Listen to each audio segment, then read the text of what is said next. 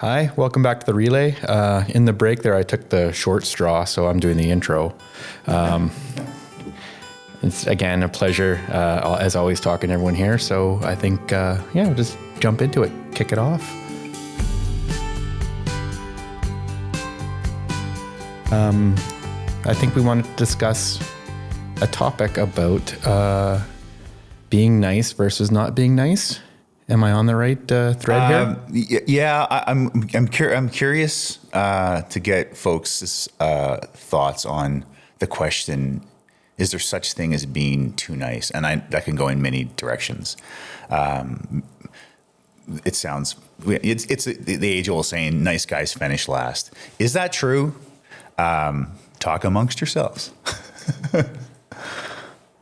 No. No. Yes. Possibly. Nailed it. It's an interesting question. I mean, I consider myself nice, but then I guess we need to unpack what is nice. For me, and it goes back to a previous episode. We're talking about you can't teach people to care. Nice to me is you care. You're friendly to everyone because because you are. If somebody tells you a story about themselves, you want to listen and you want to help. If you're at work, somebody can't get something done, you want to help them get it done. That's the type of person I am. You want to see other people succeed. I'm not insinuating that I'm finishing last because of that. I'm just curious about that phrase, do nice guys finish last? And do people who are a little rougher on the edges or care less or more self-centered, are they more successful? I don't know the answer. Let me pose a paradigm just to help frame the discussion. So to answer the question, do nice guys finish last? I think about, well, what is nice? And I think it's going to be context driven in every situation, because nice to me is about being a gentleman. It's about having good manners. And then I contrast that with some of the things I've read. There's a book by Adam Grant called Give and Take. And it's a great book, and it talks about, three different categories of individuals. People that are takers, people that are givers, and people that are, I'll paraphrase here, traders. Everything's transactional. Like the people that I think I like to surround myself with best are people that are givers. And the research from Adam Grant was that people that are givers and surround themselves with givers typically do get further ahead. But where you are getting abused, you will finish last. And so for me, it's be a giver as much as you can, but don't be unwise about what could be a transaction. So for example, if someone says, "Hey, can I borrow your truck?" And they move some stuff and it comes back, it's like, "Oh yeah, and I sold your tires because you're like, well, that's okay. I'm a nice guy. Well, you actually owe me tires. Or accidents happen. I scratched it up. Well, you got to make it good. So to me, it's really about fit. So if you're dealing with people that are givers all the time, there's an expectation. I think this is kind of our national identity as Canadians. And perhaps I'm going on too long here, but I'll try to unpack this. One of the things I love best about being a Canadian around the world, people say we're nice. That doesn't have to be conflated with weakness. I mean, hey, when we swim, there's nothing weak about doing that. When we're in a situation, I think if we're in a place where we're not threatened, it goes very well. You show me some of the toughest people in the world in a situation where there's a threat. Yeah, I want to be around people that are Canadians because they'll step up and they'll do what they have to do. But as long as we're not threatened, there's that environment of prosperity. There's like, well, hey man, I scratched up your truck. I'll make it good. Let me take care of that for you. And oh, by the way, here's a case of beer. That's a giver. So that's the research as I summarized it very quickly. Read the book for yourself if you like. It's better than I can summarize it there. But yeah, there's going to be situations where people are constantly takers are going to be accusing you of being too nice, or people are going to be trying to manipulate you with that language. In that calculus, so you're going, okay, let's unpack the nice the definition of nice, what if we unpack the finishing last? So I think, what are we talking about? What is our outcome? What is our goal? Like what is the thing that you're losing or winning at? And I think understanding that can help probably define the other side of it. And that'll change for everybody. Like some people are defined by material things, the cars they drive, the places they go, their pictures on Instagram. I think I'm still up to about 13 on Instagram. Not many. But like other people are defined by what they do for others. Like that's their finish line. So like when you're saying nice guys finish last, okay, finish. What is the finish line? Like what are we talking about here? Yeah, that's a good take on it. That's why I really wanted to have this conversation. Mm-hmm. John, what is your take on it? Yes, no, and the age-old argument depends. Yeah. I think when you look at what success is, as Graham was defining it, it can be like material things or publicity or something. But if the race is the race of life, maybe it's like too silly, but if the race is life and you finish last, you live the longest and perhaps the happiest. And maybe that's success. So finishing last is maybe a good thing and not a bad thing if you're looking at life longevity and enjoyment of your life. Tom touching on Adam Grant's stuff, I think I can see a lot of parallels, having learned about this just this moment, like a lot of parallels to folks with whom I've interacted with over my life. And I think if you're considering yourself a nice guy, and I do consider myself a nice guy, to be fair, on first dates, I used to introduce myself as, my name is John, and I'm the nicest guy you'll ever meet. A little bravado, maybe, yes. A little showmanship. Your intro for the podcast from now on. Nicest guy you'll ever meet. You are the nicest guy. I feel like I'm pretty nice. Have you ever finished last? Oh, yeah. Episode over. Yeah. Nice See my 200 fly? Finish last every time. That had nothing to do with being nice. Yeah, but maybe finishing last is a good thing. So for those reasons, like, I think if you are considering yourself a nice guy, it is just like looking at the relationships you have and saying, like, where do I feel like I'm not being made whole? And I think that's where you get into the traders or the takers, where you suggested, I can live that scenario. You lend something out to somebody, they return it in less than the condition that you've lent it out at, and they think that's okay, and you don't. But being nice is not saying, okay, I'm just going to take that. And being nice doesn't have to be holding that person accountable. But I think there is an element of accountability that you hold yourself to, that you identify as like nice, that other people don't necessarily hold themselves accountable to. And I think you touched on the fact of being a gentleman, right? Like there's a lot of things that you do socially that you feel like you should do, like I feel like I should do. And it's not always reciprocated in the same context. So for me, definitely finishing last in some places and definitely like, I definitely have been taken advantage of and been too nice in certain scenarios, or resisted being too nice in fear that I'm going to get taken advantage of. So I think it's a situational thing for sure. And my answer remains depends. But I think there's levels of success that you look at, and there's what is the race. And looking back on a lot of our races, swimming for time is one thing. I also swim random events that are long and I'm not good at. And I do that for the experience of doing that thing, not to win or lose. And so for me, success in those situations is to find my experience. And I don't look externally to see what anyone else is doing. I frankly just don't care. I really enjoy doing that thing. So trying to tie back into the swimming motif, like there's a lot of elements there where someone may judge you as finishing last, but you don't judge yourself by that same metric of success. And I think if you're able to do that more, and again, it's maybe too airy-fairy, but that's a great way to live, regardless of where you finish in your books or their books or whoever. It's like, for me, if I can live that moment, and I don't do it all the time, trust me, I have my own faults. I feel like I, pretend like I've got it all together. But when those things occur for me, like I think looking back, and if you're able to frame it in a positive way, then you're winning, regardless of whoever else thinks you're winning or not. This is why I want to have this conversation, and that's probably what I'm going to take away from it. And you're right, it does depend on the situation. If I look at my family, for instance, I'm a very nice, caring individual. As a result, I've met and fell in love with a very nice, caring individual, and we've had and raised very nice, caring individuals so far.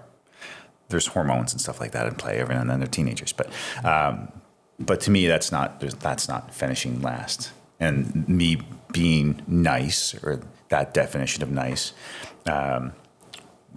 is success. I got a lot from that. But there's situations when you say it's dependent. You're at work, for instance, and there's a project coming up, and you could do the project, and it probably would yield some benefit for you. But I've been in situations. It could be monetary, it could be whatever it is, it could be promotion. But I've been in situations where I've seen other people that was like, this, although this would be good for me, you should do this. And they do it, and they get success, or they achieve it, and they move forward. The path that I saw for myself. Is that finishing last?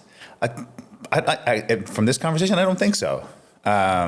Not that I was, I got joy out of their success. So yeah, so it's how you frame it, and that's certainly what I'm going to take from this. That's from the nicest guy. Well, self-proclaimed. How about we flip it a bit? Sure. Like, just because I know you appreciate that. The old green flipper. The old flipperoo. Have you ever been in a situation, and what's the best way to put this, I guess, where you knew what the outcome should be, like you knew this was the right or proper thing to do, and you had to be not as nice to someone who either didn't believe it, or they were just, I don't want to say in the way, they just couldn't see the outcome the same way you could, so you would have to be a little more blunt than you usually were. So is that being nice? Is that not being nice? But the outcome, maybe it's for the benefit of others, was the right thing to do. Like, so you have this nice and this good, but then you have these periods where, you're talking 2 or 3 steps later, you know what's going to happen. And sometimes it's just, maybe it's a personality conflict or something else where you have to be a little more aggressive, I guess, or a little more blunt, or a little more just direct. Or out of your element. Out of your character. Out of your character, yeah. Like, has that ever occurred?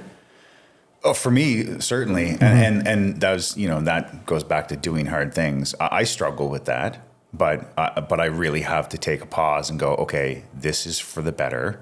This is the way it needs to happen, because 5 steps down the road, the outcome will be positive. And it's personally happened to me in work situations and in life situations. I don't have to get into the details, but I struggled with a decision,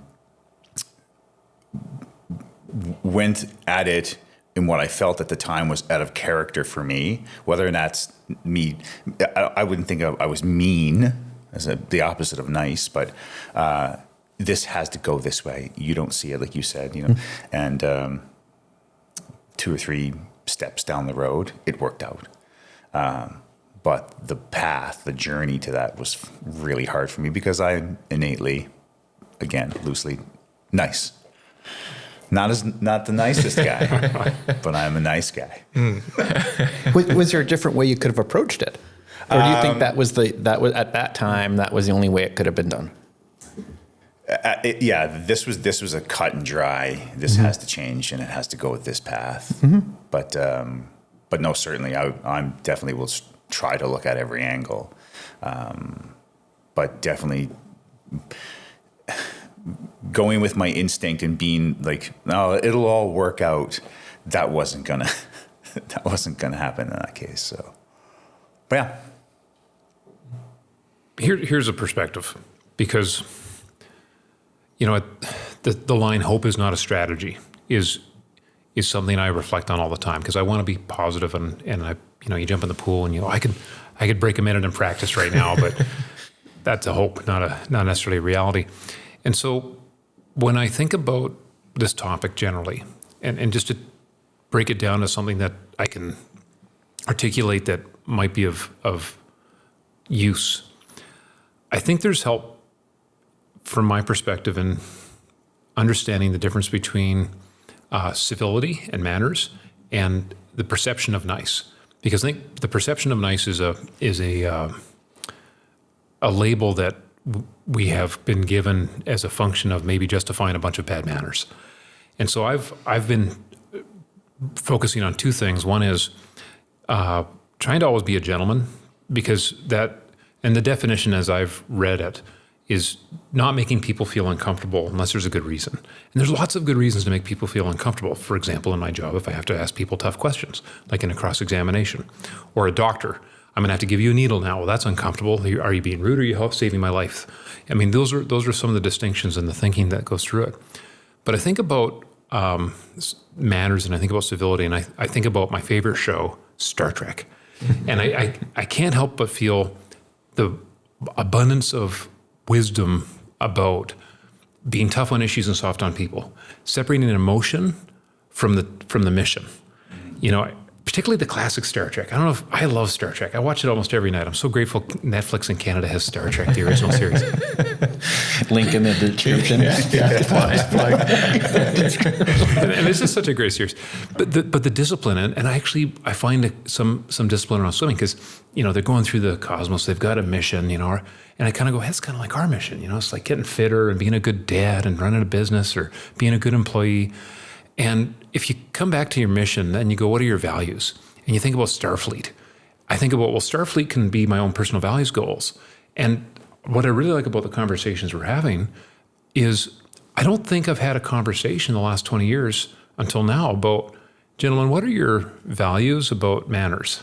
What's good manners? And there's, of course, you know, you can turn on a TV or talk to anybody and, well, try to treat other people how you want to be treated. And that's great. But let's walk that out in a day and age when somebody's driving 2 feet behind you, honking at you. Yeah. So there's different life stressors in how you apply that versus how you actually think about it. So I don't know. What do you think? Yeah, you know, I like the Trouble with Tribbles episode as well. It's one of my favorites. Another Trekkie. No, but like we've gone from, I think, the initial part of the discussion where it was like we're talking about almost selfishness versus selflessness, to then how are we treating others. So it's, you know, it kind of moves more to the selfless side of things. But in terms of a mission, or I was just lost in the Star Trek bit there, to be perfectly honest. I thought it was amazing. I'm not adding much to this conversation. I'm going to pass it along. I think the viewers would disagree. I got lost in the Star Trek analogy, to be honest. I was like, this is amazing. The whole Starfleet thing was spot on. Oh, that's good. Yeah, you had me at that. I'm probably divisive to say, but I'm Star Trek over Star Wars. Sorry, everyone. Oh, that's a good question. That's Are you Star Trek? Another podcast episode. Oh, I'm the only Star Wars one then. I like Star Wars, but if I was to pick, but it wouldn't be the original series. It'd be Next Generation. Yeah. Like I'm a bit of a Picard fan.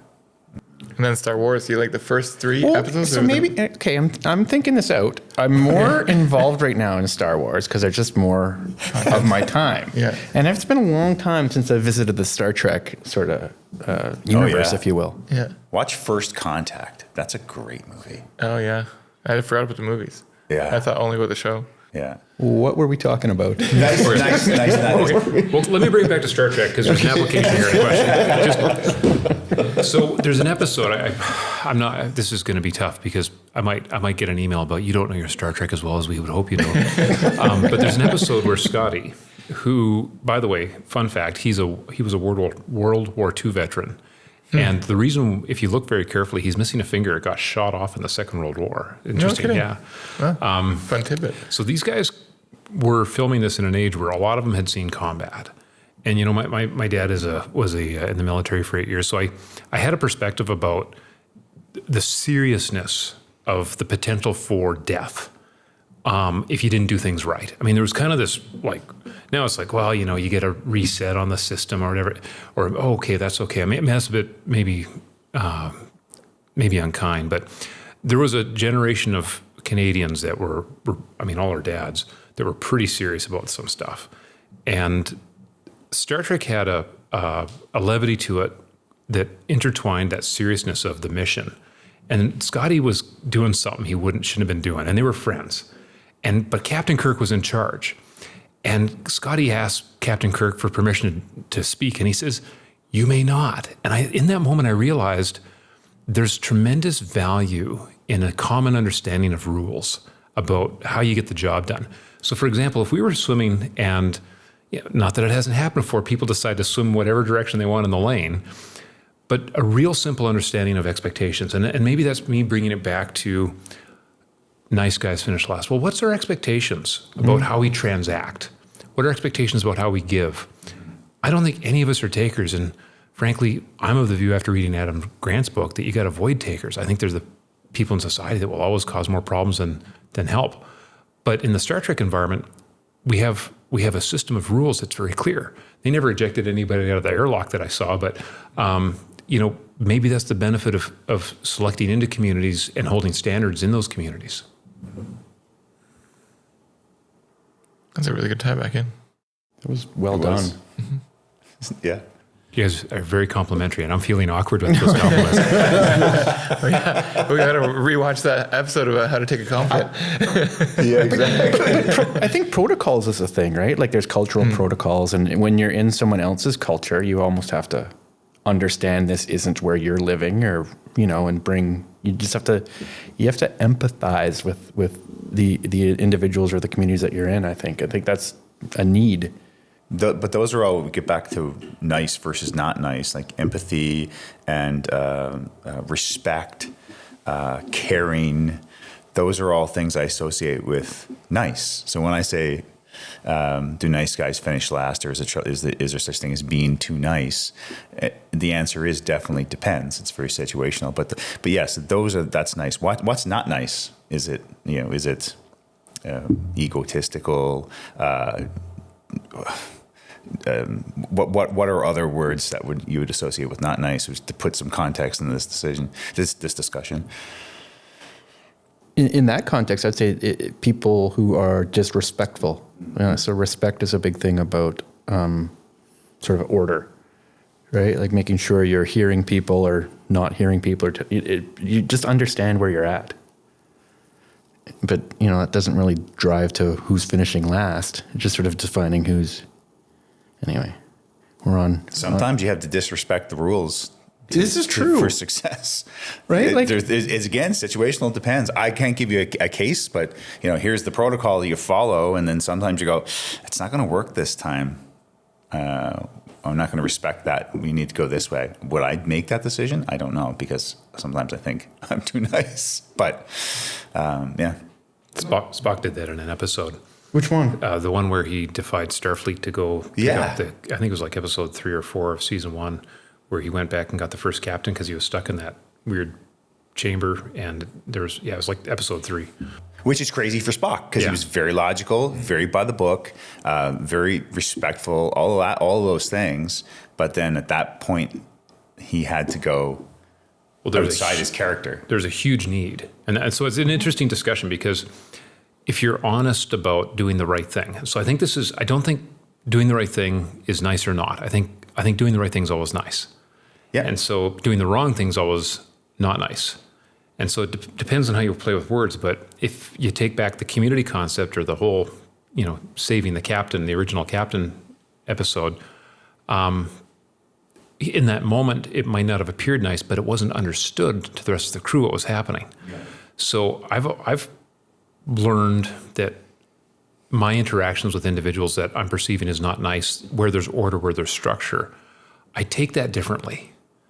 I take it much better, because maybe I don't understand fully my role. And that's been a huge takeaway for me in the last several years, because if I'm rebuked or I'm corrected, or if in practice and the coach is going, like last night, try harder, which is, thank you, that was appropriate.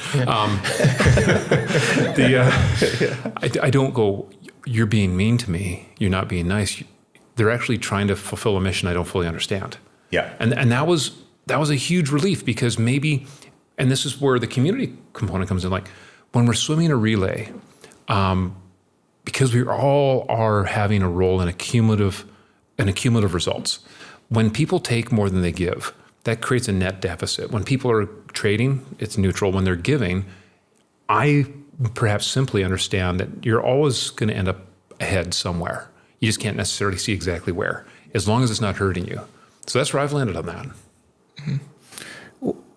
What about progress, right? So we're talking about in our current state and everything else, and I would argue in a lot of situations, progress requires either the bending of rules or norms to kind of do something different. So then what happens if that's the right thing to do, and you're breaking the chain, if you will? Like that's maybe your Star Trek a little bit in there, like episode 2, season 6, whatever that was.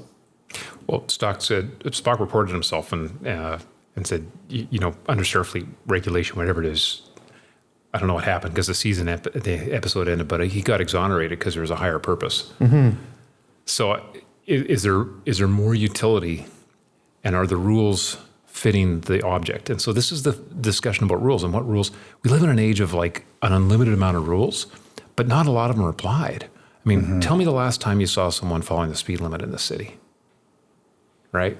My mother. Oh, there you go. Bravo. No, I'm just kidding. People behind her honking. Like. I mean, so there's a lot of rules that aren't necessarily followed. So, which ones do you need to follow? And is it really about harm, foreseeable harm? I don't know. Well, I know we're wrapping up here. This went exactly where I wanted to go, so I appreciate all the feedback on this and the discussion around it. Hopefully everybody out there is getting something from it, but I just thought it was a neat thing to talk about, and I've taken away some things. I have a new perspective on a few things, so appreciate that. And thanks everyone for listening to this episode, and we're looking forward to the next discussion. Thanks for watching. We hope you've been enjoying the relay. If you like what you're seeing and you want us to do more, please hit subscribe and hit that like. Stay tuned for future episodes. And if you have any suggestions about what you'd like to see more of us talk about, we'd like to hear from you.